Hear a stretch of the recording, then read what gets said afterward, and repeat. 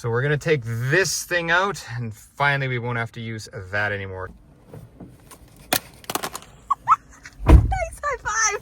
That was good. 3, 2, 1. So you've probably figured it out by the intro that yes, I'm going to replace the CarPlay in the Honda Civic. Oh, that's nice. Printed out and stapled. And yes, this printed out and stapled part actually really did help because it made things very clear. So here's what the unit looks like. You never know exactly what you're gonna get, but this one did seem like it was very good quality. Take a look at the heatsink on the back and I'll tell you, it does weigh a fair amount. So let's unpack it and see what's in the box. All right, so I have all the wires laid out here and I don't even think I'm going to use them all. I have what looks like the Honda adapter. So what we need is we need this GPS antenna. So there's our 4G modem antenna and there's just our 4G modem. And the nice thing is with the way these clips are, you can just find, you know, which one sort of plugs in. So we need that for sure. And then we need our Honda adapter, which is gonna plug in here. I don't have the premium sound system, unfortunately. We'll see how this whole thing goes. And then I don't think I'm going to be using any of these because I don't have the premium sound system. Now, if you have a premium sound system, or perhaps if you didn't want to hook up the Honda, maybe you wanted to hook up an external amp, you may be able to use these and just match it where it plugs in. And then you'd have all your audio cords out. Let's see what they say up close. Yeah, right. So one would be aux left in, there would be right in, and then out. That would be for probably, I would think, an external amp if you wanted to even hook up an external amp. And then you have your backup camera here, and then some more cables there. And then this thing here is a USB. This we can actually plug in, we can run it out. There it is, letter B. So I'm not sure, there's your USB. And then the rest of the stuff I don't think we're going to use. And then just in terms of tools for the Honda, anyway, we're gonna need a Phillips screwdriver for sure. We're gonna need a nut driver, 8mm. It came with this, but you know what, honestly, these bend very easy and they're not the best. This is the best tool that you can get and it is super thin. I have not been able to find one better. I swear this is the best tool trim you're ever gonna buy. If you buy one, buy that one. Oh, and then lastly here, we do have a microphone. If you look at the front of it, it looks like there is a microphone. There is a microphone right there. I'll see if I can zoom in and get it. So I don't know if we need it per se, but maybe while we're in there, we'll just hook it up anyway. So we're gonna take this thing out and finally we won't have to use that anymore. So first we're gonna start, there's two 8mm bolts. They are actually right under here. So I'm just gonna remove a plastic clip.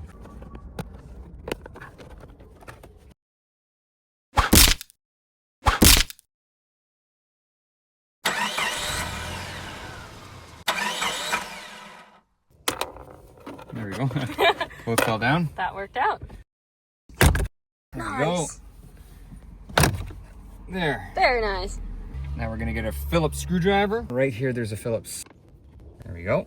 Once that one screw is done, we're going to pull up this. It should just pop free.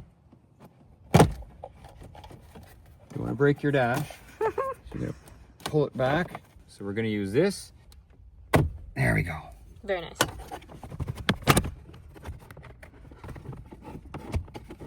And there's a little wire on the back here. Beautiful. There, beautiful. So this is out.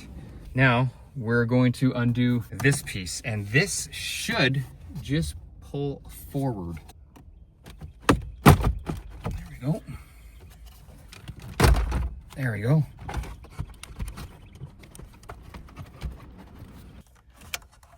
This one's out. There we go. Down here for the vent controls, we're gonna take that one off. This here's the aux cord, so we're gonna undo that.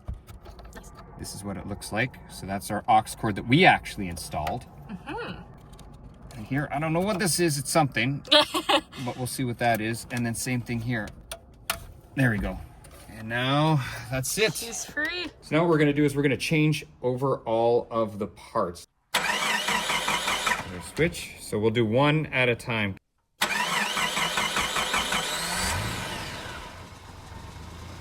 Now you can see it's loose, but obviously the buttons won't clear. Perfect tool, super thin. We're gonna try to pop these off. I believe that's how they should just come off.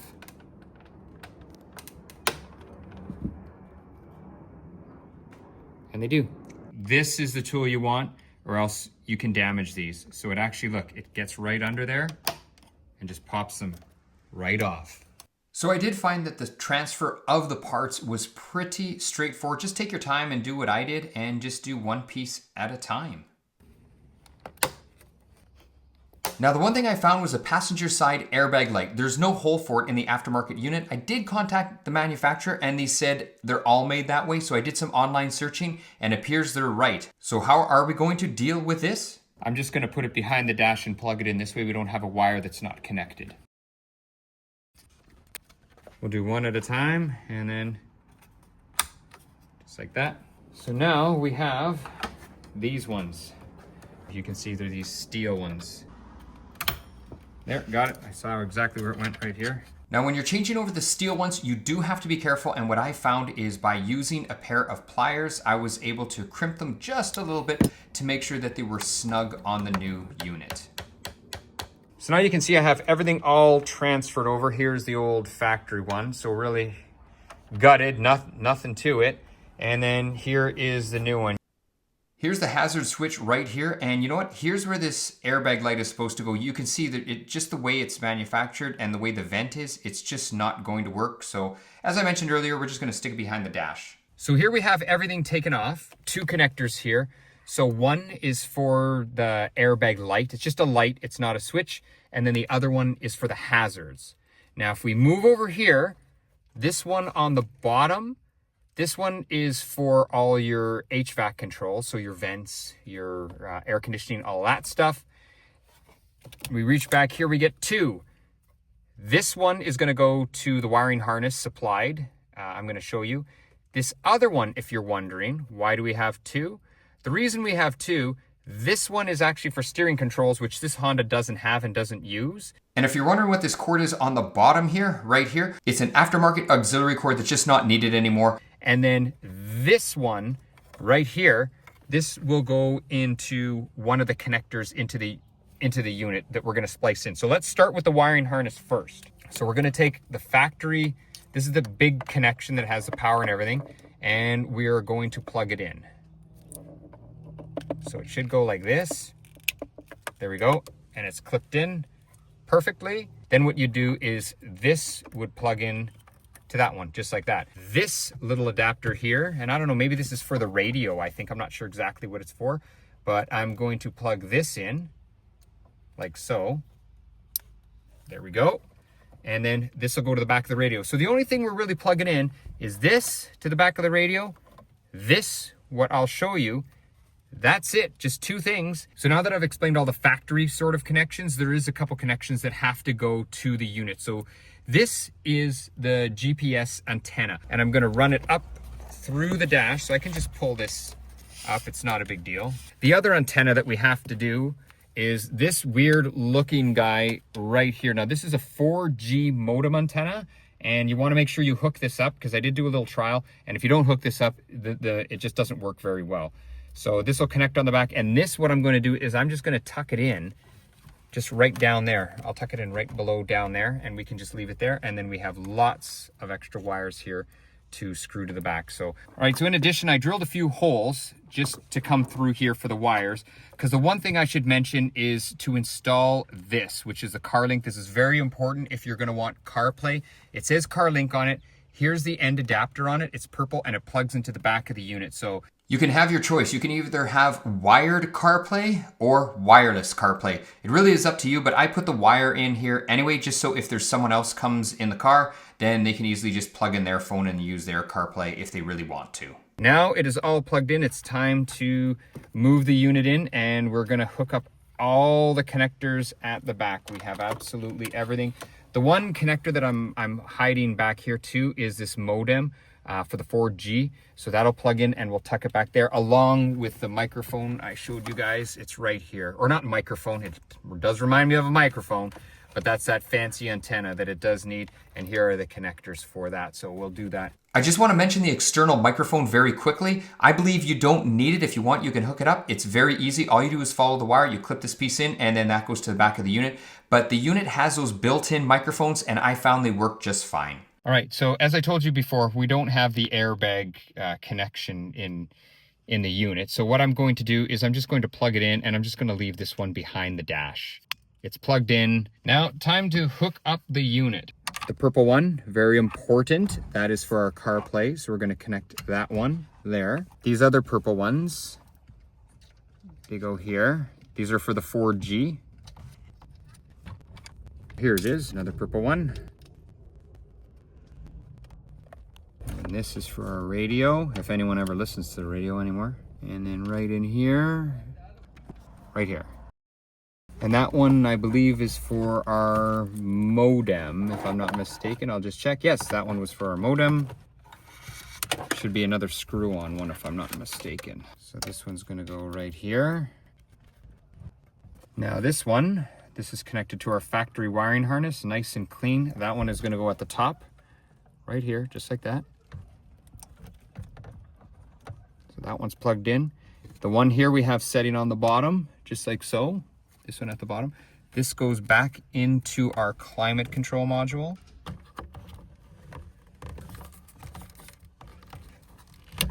There we go. And if you remember, here was our airbag one, but let's not forget this blue one here is for our hazards. That's going to go right here. So if you're wondering, I was afraid of a rattle. So what I did right here is I just did tape it up. So it's nice and tight, so then this way when we're driving or driving around, we don't have to worry about rattle. So I just did a little bit of electrical tape just to kind of hold this piece right here. And it's important back here, the vent connects to the vent. Make sure you don't have like wires going through getting pinched. Oh, there we go. Oh, nice. Yeah. Oh, good. That's even better. The final pop, yeah. Feel all the way around. So if you're wondering, here's what the fit and finish look like. I'll just pan around and you can take a look. It actually fits very well. Don't forget. Installation of these trim pieces is just reverse of the removal, so pretty easy. So you know what? We're just gonna speed over this part. Don't wanna make this video longer than it has to be. Now, if you remember these two factory bolts from the beginning, well, there's nowhere to screw them back in because now the factory brace is gone. That was part of the original radio, so the aftermarket one doesn't have that brace. But I found it didn't make a difference and everything fit just fine. Take this off and we're gonna stick it to the inside right there. So that, I'll just do that. We're just gonna stick that. And then we have our cable for our CarPlay coming out like this. So if you wanna use it wired, you just plug it in and you know what? Here it is.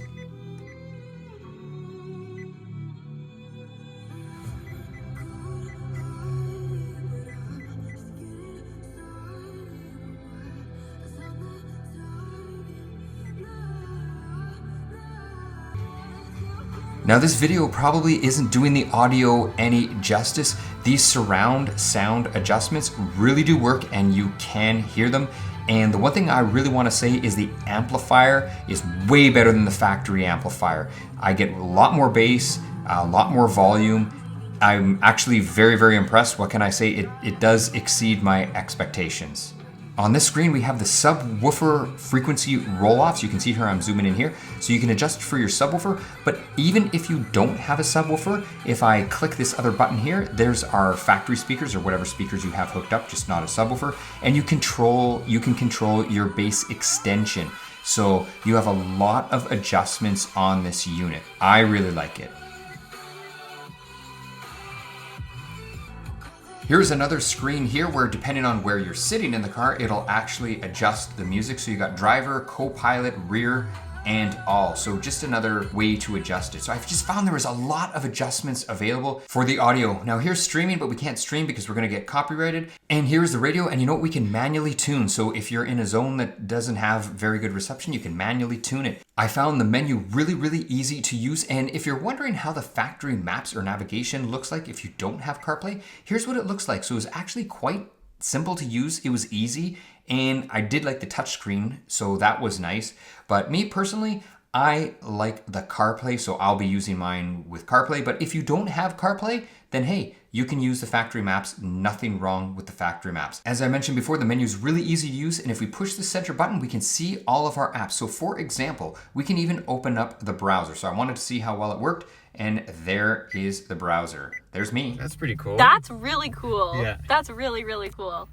Here are some more settings. I can go into the apps if we want to update our apps. Here's our app screen. You can see there's all the apps that we have. And for example, we will update our car link. So you can see it updating right there. So overall, like I was just really impressed. This is a very, very easy to use. I love the touch screen and it works really well, and installation was not that hard. It was actually pretty straightforward. You might get scared with all the wires you see in the box initially, but it's really not that bad. Now, you know what? Here is some unedited conversation. That bass thing was so cool. Oh yeah, it has a nice amplifier in it. Makes me want to sit in here and listen to music.